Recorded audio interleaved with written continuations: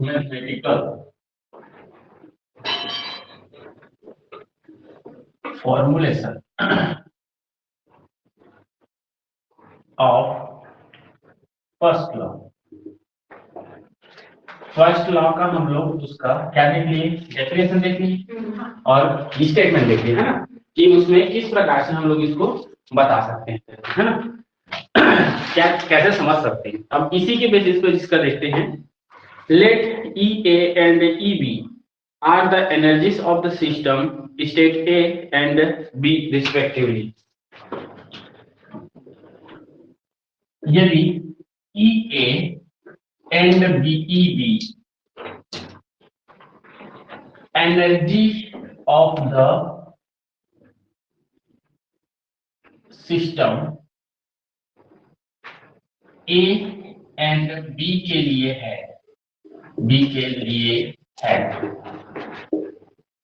देखो तो कोई सिस्टम है ए बी, उसकी जो एनर्जी है जिसको हम ए के लिए ई ए दिखा रहे हैं और बी के लिए ई बी है, ठीक है।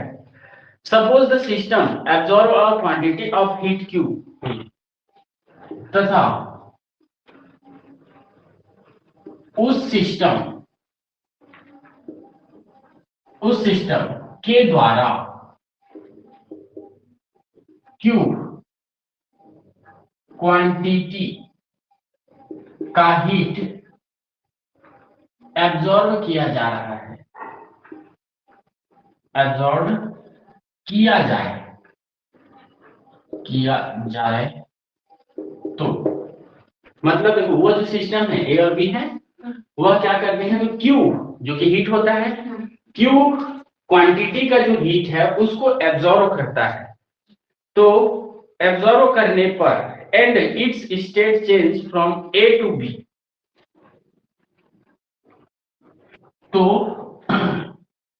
सिस्टम ए से बी में चेंज हो जाता है, चेंज हो जाता है।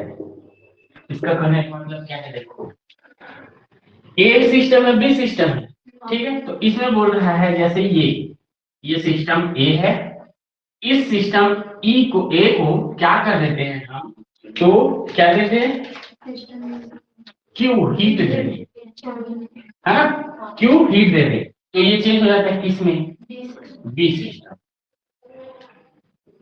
ठीक है। तो ये सिस्टम में चेंज हो रहा है, ठीक है। आगे बोलता है दिस हीट इज यूज्ड, ये जो हीट होता है ये यूज्ड होता है फॉलोइंग में, दिस हीट इज यूज्ड, और जो हीट है वो यूज्ड होता है किस किस चीज में, तो इसको बोलता है पहला increasing the internal energy of the system, ठीक है। पहला यूज है इसका, ये क्यों दिए, इसके कारण से क्या हुआ सिस्टम में, तो क्या हुआ, तो पहला बोलता है इसमें इंक्रीजिंग द इंटरनल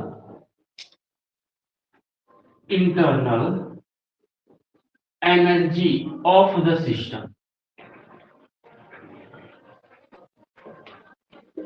मतलब वह सिस्टम की इंटरनल एनर्जी को क्या करता है, इंक्रीज करता है, ठीक है। ठीक, तो इसको हम कैसे लिख सकते हैं मैथमेटिकली रूप से, तो इसको लिख सकते हैं ऐसा, del E is equal to E A plus E B, sorry E A minus E B, हाँ E B minus E B minus E A. ऐसा क्यों लिखे, यहाँ पे बोल रहे हैं इसलिए increasing the internal energy of the system, इसकी एनर्जी कम होगी, इंक्रीज कर रहे हीट देंगे तो क्या हो रहा है, ए बी में चेंज हो रहा है, तो क्या होगा, अभी लिखे इंक्रीजिंग द इंटरनल एनर्जी, इसकी एनर्जी जो है इससे ज्यादा एनर्जी ये होगी, क्यों होगी, क्योंकि इसको हीट मिल रहा है, क्लियर है। तो इसलिए क्या करेंगे, बी की जो एनर्जी है उसमें ए की एनर्जी को घटाएंगे तो एनर्जी में परिवर्तन मिल जाएगा, कितना का बढ़ रहा है करके। क्लियर है? तो इसलिए ये फॉर्मूला ले सकते हैं हम लोग। दूसरा, to do some work W by the system on its surrounding। दूसरा काम इसमें होता है to do the work W। देखो तो, टू डू द वर्क, और इसके साथ साथ वर्क भी होगा, W वर्क भी होता है, और साथ में क्या बोलता है, bye the system, bye the system मतलब सिस्टम के द्वारा वर्क भी होता है। और किसके द्वारा हो रहा है? तो सिस्टम से द्वारा हो रहा है। किस पर वर्क हो रहा है? तो सराउंडिंग पे होगा। ठीक है, तो सराउंडिंग, तो on its surrounding, on its surrounding. System और सराउंडिंग समझ में आता है? सिस्टम जिसमें कार्य हो रहा है, हाँ, और सराउंडिंग जिस पर हो रहा है। हाँ, तो जैसे सिस्टम अभी हम लोग पढ़ रहे हैं, ब्लैक बोर्ड है हमारा सिस्टम, इसके आगे पीछे इधर ये नहीं लिख रहा हूं मैं, जो भी लिखना है मेरे को इतने में लिख रहा हूं। मतलब ये है कि जो हम लोग सेलेक्ट किए हुए हैं कि इतने में कार्य करना है, इतने में हिट देना है, इतने में लिखना है, इतने में पढ़ना है। ठीक है, तो सेलेक्टिव पार्ट को हम बोलते हैं सिस्टम, और उसके बाद जितने भी हैं, जैसे इस रूम में तुम लोग बैठे हो, ये सराउंडिंग है। क्लियर है? तो जिसमें क्या है, तो जैसे कार्य टेस्ट करने के लिए या बोले जाए कि कार्य करने के लिए जिस निकाय को चुना गया है, जिस सिस्टम को चुना गया है, यह हमारा सिस्टम कहलाएगा। ठीक है, और इसके बाद जो भी हैं वो सब हमारे सराउंडिंग। क्लियर है? तो वर्क कहाँ पे होगा? तो सिस्टम पे होगा, इसी पर हो रहा है, और इसके आसपास जितने भी रहेंगे वो उसके सराउंडिंग होंगे, और सबको मिला दोगे तो यूनिवर्स कहलाता है। सुनो हो यूनिवर्स? हाँ, system plus surrounding is equal to universe. ठीक है, तो समझ में आ गया? हीट मिला किसको? सिस्टम को। सिस्टम को हीट मिला तो क्या हो गया? तो वह इंटरनल एनर्जी इंक्रीज किया, अब इंक्रीज करके वो बी सिस्टम में चेंज हो गया। ठीक है, अब देखो एनर्जी चेंज हुई, इसलिए ये लिखे। दूसरा काम इसमें हो रहा है क्या? ए के द्वारा वर्क किया जा रहा है, तभी वह बी बन रहा है। अगर वर्क नहीं करता तो इसको भी ए ही लिखते। क्लियर है? तो इसलिए वो क्या हो गया, तो बी में चेंज हो गया, और उसके लिए वर्क डन जो है वो कितना होगा? तो डब्ल्यू होगा। और यह जो वर्क है वो किस पर होगा? तो सराउंडिंग पर होता है। ठीक है, सिस्टम के द्वारा सराउंडिंग पर वर्क हो रहा है। क्लियर? चलो, from the first law of thermodynamic we have, देखो तो थर्मोडायनेमिक्स से हम क्या जान रहे हैं? फ्रॉम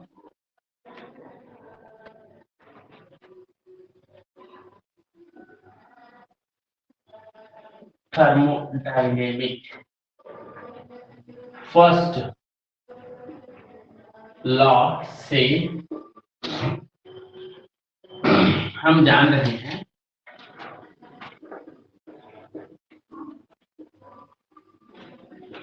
क्या जान रहे हैं? तो इसमें बोलता है heat absorb by the system is equal to increase in the internal energy plus work done by the system.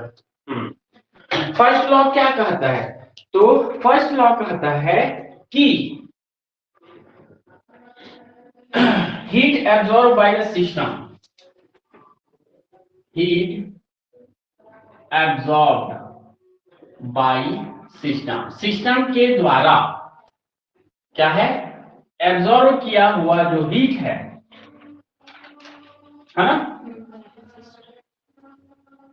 System heat absorb by the system that is equal to, यह इक्वल होता है किसके? तो देखो तो ये एब्जॉर्ब किया तो क्या किया है? इंटरनल एनर्जी में चेंज किया है, और साथ ही साथ काम भी किया है। तो क्या बोल सकते हैं? Increasing the internal energy of the system plus हाँ work done by the system on its surrounding, लिख सकते हैं। समझ में आ रहा है? ये दोनों काम हो रहा है ना, कब हो रहा है? जब क्यू दे रहे हैं, हीट देंगे तो ही बोल रहा है heat absorb by the system, मतलब that is equal to increasing internal energy of the system, ठीक है, और प्लस बोलो, हाँ, work done by the system on its surrounding, ठीक है। तो work done by the system ऐसे लिख देते हैं, work done by system, work done by system. तो ये एक बन गया हमारा। और हीट एब्जॉर्ब को हम लोग किससे डिनोट करते हैं? क्यू से, अभी लिखे थे। हाँ, तो क्यू इज इक्वल टू, बोलो, इंक्रीजिंग इंटरनल एनर्जी, क्या होगा? डेली, मतलब हाँ, क्योंकि देखो इसमें क्या है, ये ज्यादा हुआ, ज्यादा में कम को घटाएंगे तो जो चेंज है वो तो ये है ना, तो कितने का ज्यादा हुआ तो वो चीज ये दिखाएगा। तो that is equal to del e plus, साथ ही साथ काम भी हो रहा है उस पर, हाँ, तो ये तो फॉर्मूला आ गया ये, ठीक है। चलो आगे देखिए, आगे बोलते हैं क्या इसको हम इस प्रकार से लिख सकते हैं, कैसा? अगर हमको पहले इंटरनल एनर्जी निकालना है तो क्या लिख सकते हैं? Q माइनस W, बोलो, ये लिख सकते हैं। क्या किए हैं? प्लस में है W, इसको इस साइड ले आए तो क्या हो गया है? माइनस में हो गया है, ठीक है। इसको दे देते हैं हम लोग इक्वेशन, ठीक है। इसको दे दो इक्वेशन, इसको दे दो इक्वेशन A, इसको दे दो B। बुक में दिया है तो उसको हम लोग मेंशन कर दिए रहते हैं, A B कहीं पे यूज करेंगे उस कंडीशन, ठीक है। चलो, equation 1 represent the mathematical forms of first law of thermodynamics. अब देखो जो इक्वेशन 1 है, equation 1 represent the mathematical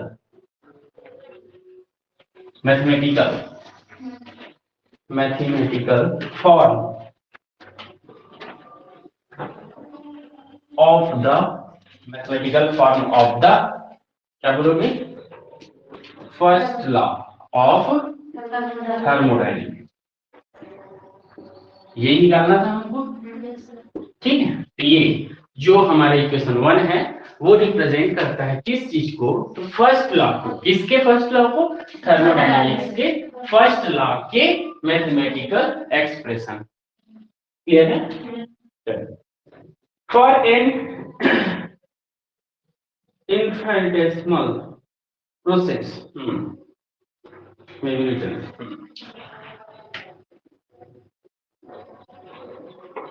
for n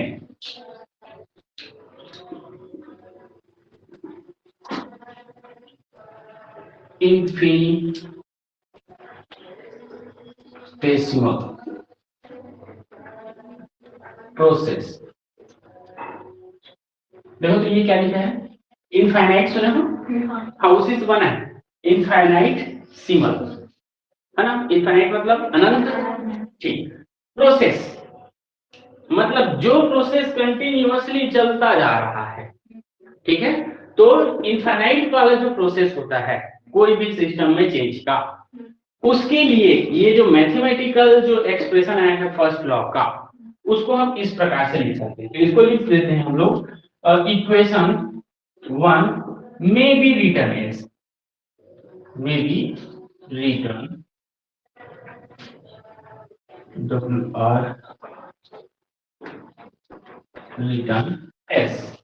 इसको हम लोग लिख सकते हैं, जो इक्वेशन 1 आया है उसको हम ऐसा लिख सकते हैं, कैसे? इनफाइनाइट प्रोसेस है इसलिए यूज करेंगे D, and that is equal to del Q minus del W, ये लिख सकते हैं।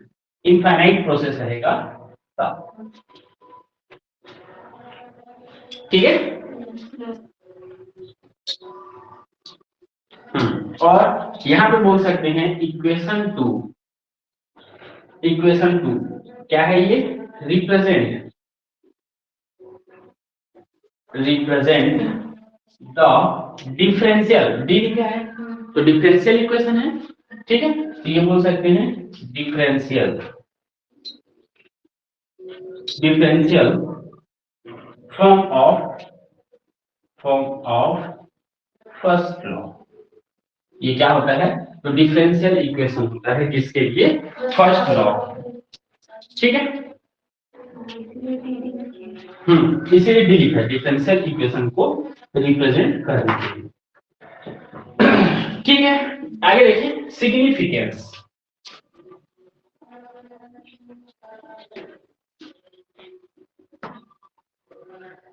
सिग्निफिकेंस मतलब महत्व, ठीक है। इस इक्वेशन का या फिर फर्स्ट लॉ का क्या महत्व है, इस चीज को देखते हैं। इसमें बोलता है this law gives a exact relation between heat and work. तो इसमें सिग्निफिकेंस बताता है इस लॉ के द्वारा हम हीट एंड वर्क के मध्य एग्जैक्ट रिलेशन, एग्जैक्ट सुनियो, एग्जैक्ट रिलेशन को एक्सप्लेन करता है। पहला मान तो समझ में आ गया,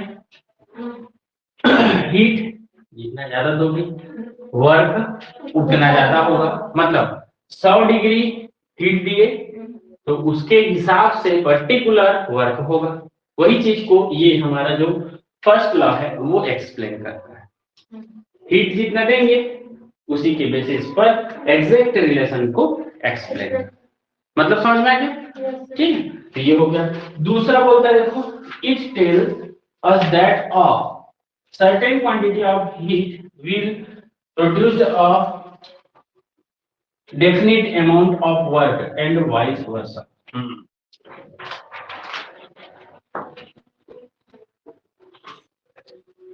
यह बताता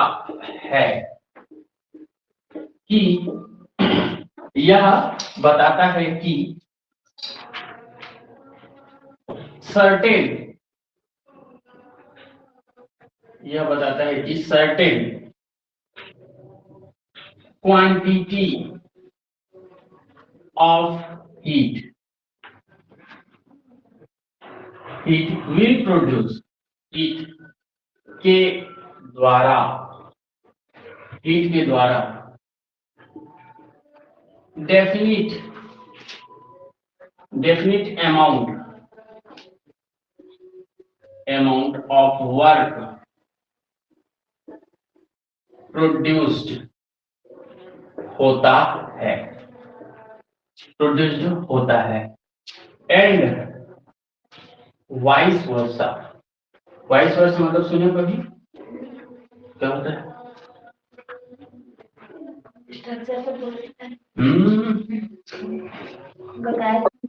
वाइस वर्सा मतलब देखो क्या बोल रही है, सर्टेन क्वांटिटी का जो हीट है उसके द्वारा डेफिनिट अमाउंट में वर्क होगा। अभी बताया 100 किलो हीट दिए तो उसके हिसाब से जो पर्टिकुलर एक डेफिनिट निश्चित संख्या में उस पर वर्क होगा, ठीक है। अब वर्क प्रोड्यूस होता है और एंड वाइस वर्सा बोला है, मतलब उसके अपोजिट, मतलब डेफिनिट क्वांटिटी का अगर तुम किसी काम पे किसी चीज पर वर्क करो, किसी सिस्टम पर वर्क करोगे तो हमको उतनी ही हीट वापस मिलेगी, मतलब उसी के बेसिस पर वाइस वर्सा, मतलब वर्ड ऐसा है तो ऐसा भी, मतलब सिंपल सा चीज ये बोल सकते हैं कि जैसे हम लोग ये नहीं बताते हीट है मान लो क्यू, ये प्रोपोर्शनल है किसके, तो वर्क के, तो इसको उल्टा लिख दे। हाँ वही है, लेकिन वाइस वर्सा मतलब होता है क्या, उसके अपोजिट। ठीक है, तो वर्ड अब चेंज हो जाएगा। तो इसमें बोल रहे थे क्या, सर्टेन क्वांटिटी की हीट देंगे तो उसमें डेफिनिट अमाउंट का वर्क होगा। ऊपर में यही बोलोगे, नीचे में क्या बोलोगे, डेफिनिट अमाउंट का वर्क करेंगे तो उसमें सर्टेन क्वांटिटी की हीट प्राप्त होगी। क्लियर है, तो ये होता है वाइस वर्सा। क्लियर है,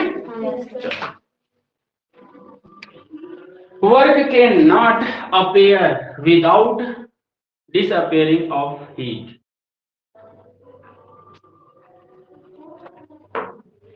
Work cannot appear without disappearing of, हाँ देखो तो अगला क्या बोलता है, work can not appear, work can not appear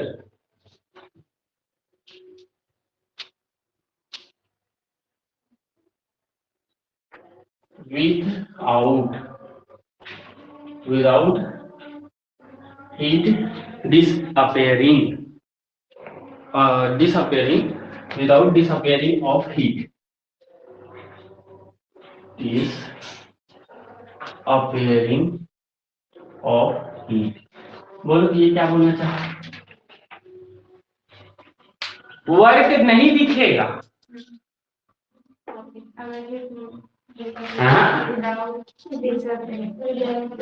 work नहीं दिखता है जब तक कि हीट डिसअपेयर ना हो। मतलब समझ में आया, दोनों को एक साथ नहीं देख सकते। क्या बोल रहे हैं इसमें, अपेयर कब होगा, ये can not be appear, work can not be appear, work नहीं दिखेगा कब तक, विदाउट डिसअपेयरिंग हीट, हीट जब तक वहां से खत्म ना हो जाए नहीं दिखेगा। हीट तो रहेगा ही, हीट रहेगा। मैं जो बोलना चाह रहा हूँ वही समझ में आया तुम लोग को क्या, जब तक ये खत्म नहीं होगा तब तक वर्क नहीं दिखेगा। ठीक है, मतलब समझ में आ गया। जैसे एक दिन खाना खा के मस्त आए थे तुम लोग, कॉलेज में मस्त काम करवा दिए तुम लोग को, ठीक है, तो काम क्या था, कापी वापी को जमवाना था, इधर उधर का सब चीज साफ सुथरा करवाना था। ठीक है, अब घर से खाकर क्या हीट लेकर क्या और वहां काम किए, काम करने के बाद अब घर गए तो तुम्हारा हीट क्या हो गया, अब तो ऐसे करके जाते हो। मतलब एक तो सिंपल सी चीज ना, एग्जांपल, ठीक है, हीट खत्म, तुम्हारा हीट खत्म तभी वहां का काम दिख रहे हैं, सभी के सभी अच्छे से जमा हुआ है। मतलब समझ में, वही चीज बोल रहा है, वर्क अपीयर कब होगा, जब हीट जो है वो खत्म हो जाएगा तब। समझ में, अब जैसे दूध गर्म कब होगा, जब उसको पर्टिकुलर अमाउंट में हीट मिल जाएगा, और हीट तो खत्म ना। अब ये कि गैस सिलेंडर से आ ही रहा है बोलो, वो तो गलत है, मतलब उसको गर्म करने के लिए हीट जो है वो तो गायब हो गया ना, तभी उसका वर्क दिखा कि हाँ वो उबाल दी। क्लियर है, तो ये हो गया इसका सिग्निफिकेंस। खींचो,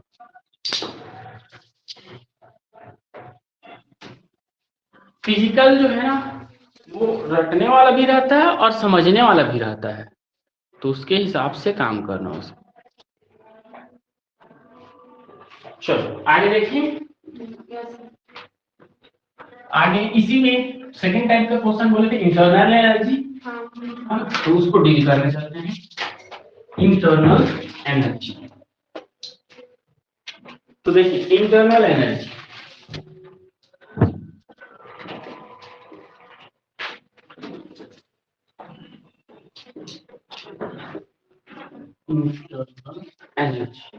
इंटरनल एनर्जी में देखें तो it is energy associated with a system by a virtual of the molecular constitution and the motion of its molecules।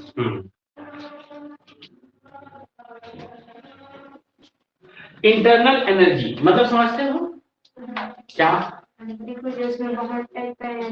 हाँ वो तो ठीक है, बहुत टाइप का होते हैं, उसको तो छोड़ो, लेकिन सिंपल सा चीज क्या है, तो मान लो आदमी की बात करें तो आदमी के अंदर सभी टाइप की जो एनर्जी को मिला दी तो वह उसकी इंटरनल एनर्जी होगी।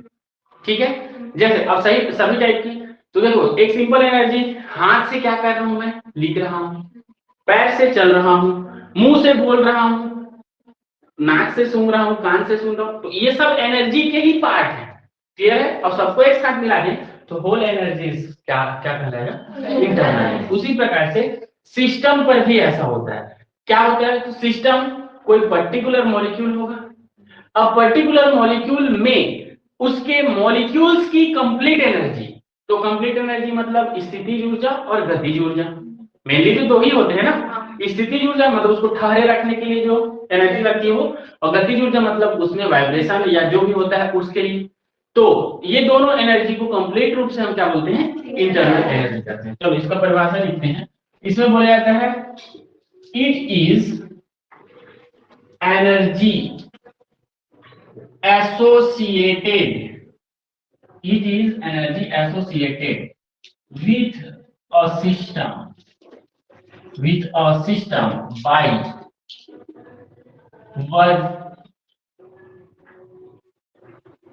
virtue of its molecular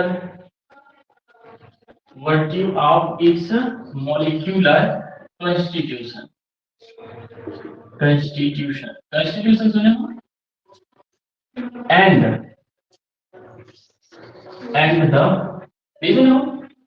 the motion of its molecules।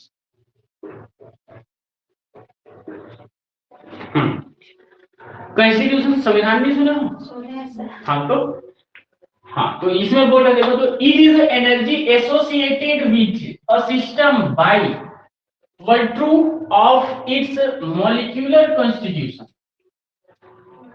ठीक है, यह एनर्जी का समूह होता है, एसोसिएशन होता है, एसोसिएटेड बोल रहे हैं मतलब ग्रुप होता है, किसका, एनर्जीज का ग्रुप है, जो कि सही मायने में मॉलिक्यूलर कॉन्स्टिट्यूशन में जितने एनर्जी लगेंगे, जैसे अब मॉलिक्यूल्स एक दूसरे से जुड़ रहे हैं, जुड़ने के लिए एनर्जी लगेगा, टूट भी रहे होंगे, टूटने के लिए एनर्जी होगा, परमाणु में बदल रहे होंगे तो उसके लिए एनर्जी, मतलब मॉलिक्यूल्स की जो कॉन्स्टिट्यूशन है, चाहे वो बने चाहे टूटे चाहे जो भी हो, उसमें जो वर्चुअल एनर्जी है उसका साथ ही साथ बोलता है and the motion of its molecules, उस मॉलिक्यूल्स को क्या हो रहा है, जो मोशन करने के लिए जो एनर्जी लग रहा है वो, समझ में आया, तो ये मॉलिक्यूल्स के बनने के लिए साथ ही साथ, या मॉलिक्यूल्स के कॉन्स्टिट्यूशन के लिए साथ ही साथ उसके मोशन के लिए जो एनर्जी यूज होता है, ये सब एनर्जी को एसोसिएट कर दें तो दैट इज कॉल्ड होता है इंटरनल एनर्जी। क्लियर है ये चीज, कॉन्स्टिट्यूशन मतलब उसका संविधान, तो संविधान मतलब जैसे संविधान में हम लोग क्या करते हैं, तो हमको बताया जाता है कि हमको कैसे रहना है इस समाज में, क्या चीज हमारे लिए अच्छा है क्या चीज नहीं है, क्या हमारे क्या बोलना चाहिए, वो होने चाहिए, मतलब कर्तव्य होने चाहिए, मतलब ये कि गली का ट्यूबलाइट है उसको नहीं मारना है, मतलब एक तो है ना नीति निर्देशक तत्व, मतलब हमको कैसे जीना है, मतलब हमको दूसरे को क्षति पहुंचाए बिना सरवाइव करना है, ठीक है ये चीज, लेकिन अपना क्षति होते रहेगा तो दूसरे को नहीं देखना है, ये भी बताते हैं संविधान। तो उसी प्रकार से बोल रहा है मॉलिक्यूल्स टूट रहा है जुड़ रहा है या जैसा भी हो रहा है, उसके कॉन्स्टिट्यूशन में यूज्ड जो एनर्जी है वो, उसके साथ साथ मॉलिक्यूल के मोशन में जो यूज होता है वो energy, both energy are associate करने, तो क्या कहलाता है, इंटरनल एनर्जी कहलाता है। वो क्लियर है, the energy due to molecular constitution is known as internal potential energy and the concentration of energy due to the motion molecules is called internal kinetic energy। देखो तो इसमें बता रहा है molecular constitution, molecular constitution, energy को, molecular constitution में used energy, में used energy को, molecular constitution में used energy को internal potential energy, potential energy के नाम से जाना जाता है। समझ में आए? जो मॉलिक्यूलर कॉन्स्टिट्यूशन में जो भी एनर्जी क्या होगी यूज्ड होती है, that energy is called internal potential energy. ठीक है। दूसरा बोलते हैं concentration of energy due to the motion of molecules, molecular motion, molecular motion में concentrated energy को, concentrated energy को इंटरनल काइनेटिक एनर्जी कहा जाता है, एनर्जी कहा जाता है। बोलो, दोनों चीज समझ में आते हैं? ठीक। हेंस या दाउस, इसलिए क्या, तो हम लिख सकते हैं ये, क्या लिख सकते हो? इंटरनल एनर्जी या total internal energy is equal to, बोलो, internal potential energy plus internal kinetic energy. इसको पूरा लिख दिया। हाँ, मैं क्या लिख दिया? तो ये हाँ, ठीक है।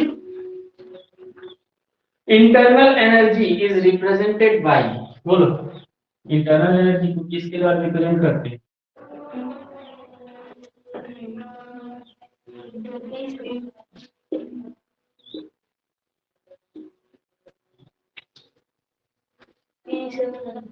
कैपिटल एंड यू से भी किया जाता है, कैपिटल यू से, ध्यान रखना, कैपिटल यू और कैपिटल ई से रिप्रेजेंट किया जाता है। ठीक है। आगे देखते हैं characteristic of internal energy. Characteristic of internal energy, बोलो तो कैरेक्टरिस्टिक मतलब लक्षण। हाँ, किसका? इंटरनल एनर्जी का, मतलब ई या यू का लक्षण। ठीक है। चलो इसमें देखें, बोलता है the absolute value of E can not be obtained from classical thermodynamic alone. पहला इसमें बोलता है क्लासिकल थर्मोडायनेमिक्स के द्वारा absolute value E R you का एब्सोल्यूट वैल्यू ई या यू का एब्सोल्यूट वैल्यू ऑब्टेन नहीं किया जा सकता, ऑब्टेन नहीं किया जा सकता है। क्लासिकल थर्मोडायनेमिक्स जो अभी हम लोग पढ़ेंगे ना, इसके द्वारा इसका एब्सोल्यूट वैल्यू कैलकुलेट नहीं किया जा सकता। तो क्या किया जा सकता है? तो इसमें बोलता है only change in internal energy can be obtain. इसमें, हाँ इसमें इंटरनल एनर्जी चेंज ही ऑब्टेन किया जा सकता है। इंटरनल एनर्जी में जो चेंज हो रहा है उसी को हम क्या कर सकते हैं? कैलकुलेट कर सकते हैं या ऑब्टेन कर सकते हैं।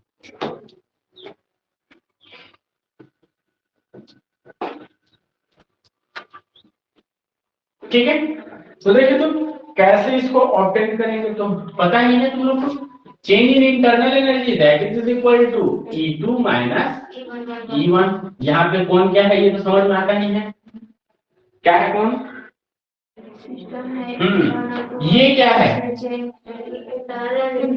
हाँ ये है चेंज इन, हाँ इंटरनल एनर्जी। ये क्या है?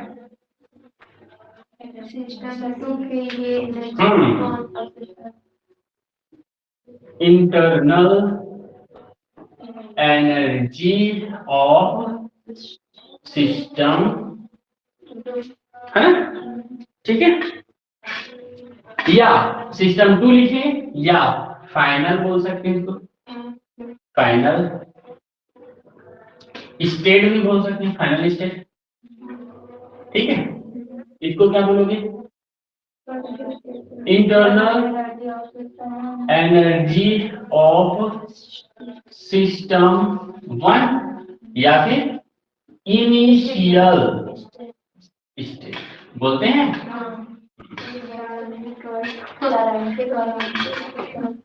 प्रारंभिक, हाँ ठीक, क्लियर है ये चीज? तो ये हो गया पहला इसका कैरेक्टरिस्टिक। दूसरा कैरेक्टरिस्टिक बोलता है इसमें it depends upon the nature and the amount of substance, thus internal energy and extensive properties। देखो इसमें बोलता है इंटरनल एनर्जी एक्सटेंसिव प्रॉपर्टीज होता है, क्योंकि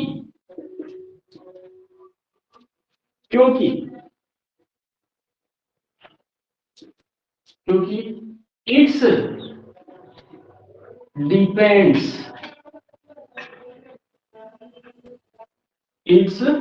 डिपेंड्स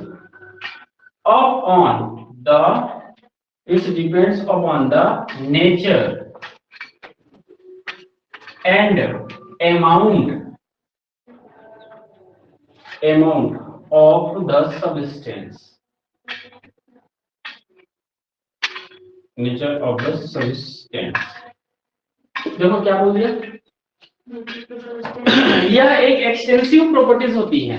एक्सटेंसिव प्रॉपर्टीज और इंटेंसिव प्रॉपर्टीज, दो प्रॉपर्टीज होती हैं। एक्सटेंसिव मतलब जो बाहर से परिवर्तित हो जाए, जैसे हम क्या कर सकते हैं, सबस्टेंस। अब जैसे सिस्टम लिए हैं, अब सिस्टम पर जितना ज्यादा सबस्टेंस होगा उसकी इंटरनल एनर्जी उतनी ज्यादा हो जाएगी, जितना कम सबस्टेंस होगा। हाँ मान लो यहाँ पे मैं इतना लिखा तो अभी इसकी इंटरनल एनर्जी बहुत कम है, इसको पूरा भर दूंगा, ज्यादा होगी। तो वही चीज है, वैसे ही बोल रहा है, ऐसे प्रॉपर्टीज जो कि मैटर करते हैं किस पर, सबस्टेंस के अमाउंट पर और उसके नेचर पर। ऐसे प्रॉपर्टीज जो कि सबस्टेंस के नेचर और उसके अमाउंट पर डिपेंड करते हैं, that is called extensive properties. ठीक है, और इंटेंसिव मतलब जो कि सबस्टेंस की जो मात्रा है, अमाउंट है, उसको कितनों भी कर दो, नेचर भी जैसा भी रख दो, चेंज अगर नहीं होता है उसकी प्रॉपर्टी, इंटरनल एनर्जी की प्रॉपर्टी, तो वो क्या कहलाता है, इंटेंसिव प्रॉपर्टीज कहलाता है। ठीक है, जैसे सिंपल सा चीज टेम्परेचर।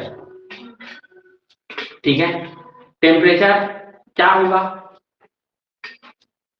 टेम्परेचर जितना रहेगा उतना रहेगा। हाँ उतना ही रहेगा। प्रेशर, अगर सिंपल से मान लो, ये देखो प्रेशर के बारे में मैं सिंपल से बता रहा हूँ, टेम्परेचर भी वही चीज है।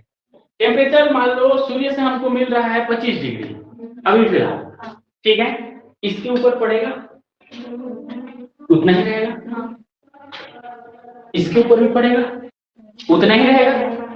क्यों? अमाउंट बढ़ रहा है, देखो अमाउंट बढ़ रहा है लेकिन उसकी प्रॉपर्टी चेंज नहीं हो रही है, तो that is called intensive property. यहां पे लिखे हम लोग एक्सटेंसिव प्रॉपर्टी, ठीक है।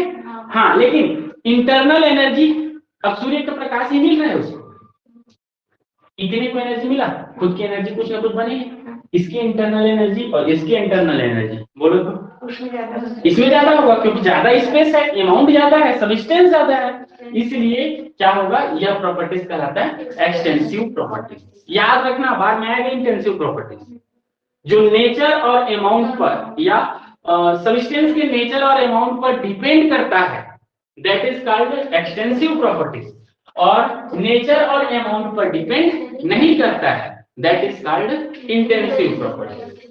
क्लियर है? वॉल्यूम क्या होगा? V एक्सटेंसिव होगा। क्यों? इसका वजन देखो, इसका वजन देखो, अमाउंट के साथ चेंज हुआ कि नहीं हुआ, समझ में आया? तो वो क्या होगा? चेंज होगा वो हाँ एक्सटेंसिव, जो चेंज होगा अमाउंट के साथ साथ जो चेंज होता है that is called extensive properties, और जो अमाउंट बढ़ रहा है फिर भी चेंज नहीं हो रहा है तो वो क्या कहलाता है? Intensive properties. क्लियर है? समझ में आया कि नहीं? आ गया ना, चलो ठीक। तो क्या पता चल गया, इंटरनल एनर्जी क्या होता है? एक्सटेंसिव प्रॉपर्टीज होता है। क्यों? हाँ क्योंकि सबस्टेंस के नेचर और अमाउंट पे डिपेंड करता है। तीसरा इसमें बोलता है it does not depends upon the path by which the change have been accomplished, thus each is a state function। देखो तो डेल ई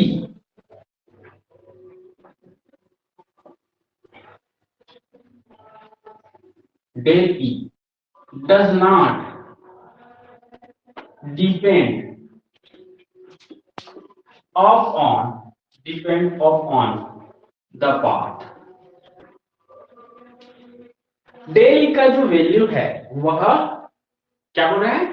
पाथ पर डिपेंड नहीं करता है। पाथ मतलब रास्ते पर, रास्ते पर कहने का मतलब जैसे बनाते हैं हम लोग ऐसा, ये ए है ये बी है, यही हुआ था, ए से बी में चेंज हुआ था, ए से बी में चेंज यहीं से डायरेक्ट ये हो सकता है या तो ऐसा करके हो सकता है, ठीक है। हाँ अब इसमें इसके लिए जो डेल ई है और यहां से लेकर के इसके लिए जो डेल ई वो सेम होता है, ठीक है, सेम होता है। अब सेम होता है इसका मतलब क्या होता है, समझ में आया? यह डेली का जो वैल्यू है वो रास्ते पे डिपेंड नहीं कर रहा है कि छोटा रास्ता है या बड़ा रास्ता है, उसको ये पता है कि एक स्टेट से दूसरे स्टेट में गया मतलब क्या है, तो उसकी इंटरनल एनर्जी डेल ई हो रही है। क्लियर है? तो ये पाथ पे डिपेंड नहीं कर रहा है। क्लियर है? तो क्या बोलेंगे, del E does not depends on the path. ठीक है, ये मिटा दो इसको फिर हम अब पाथ पे डिपेंड नहीं करेगा तो पाथ फंक्शन सुने होगे, पाथ फंक्शन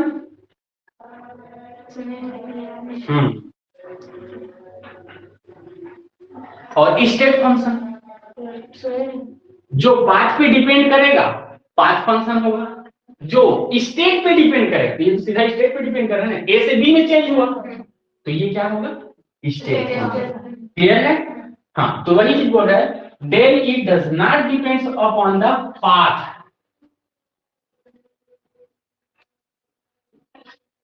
डाउस, इसलिए ई क्या होता है, internal energy is an state, is an state function. देखो तो यहाँ पे आर्टिकल सही है कि गलत है?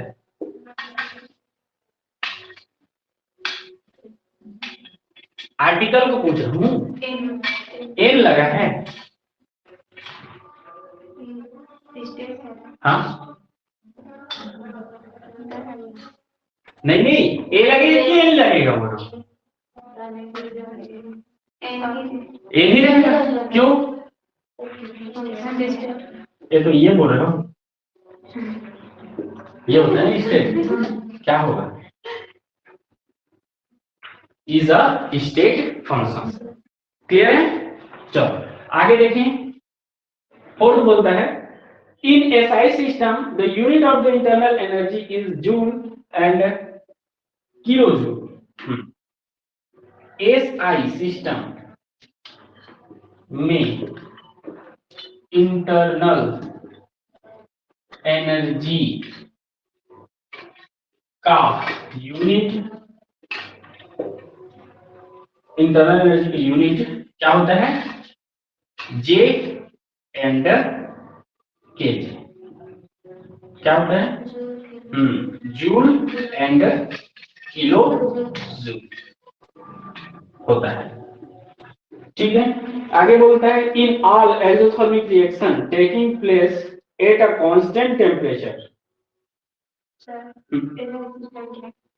क्या एसआई मात्रा? ठीक है, वही है एसआई सिस्टम में, सीजीएस सिस्टम में बोलते हो ना, एफपीएस सिस्टम में फुट पाउंड सेकेंड, वही है।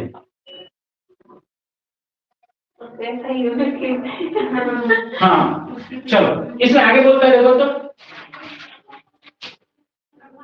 ऑल एक्सोथर्मिक, इसको ध्यान रखना, ऑल एक्सोथर्मिक रिएक्शंस में कांस्टेंट टेम्परेचर पर डेल ई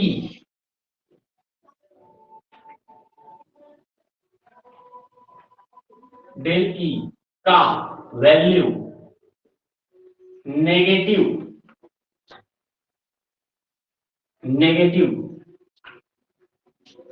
साइन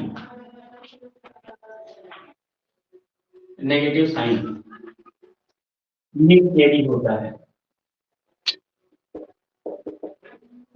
ठीक है, और इसी में आगे बोलता है ऑल एंडोथर्मिक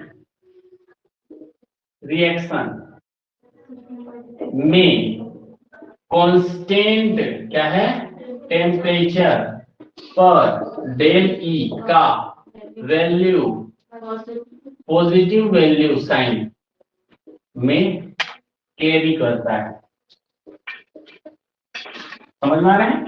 एंडोथर्मिक रिएक्शन है और टेम्परेचर अगर कांस्टेंट है तो उस कंडीशन में क्या होगा?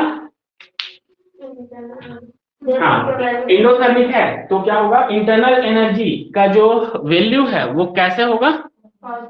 पॉजिटिव होगा, और वही चीज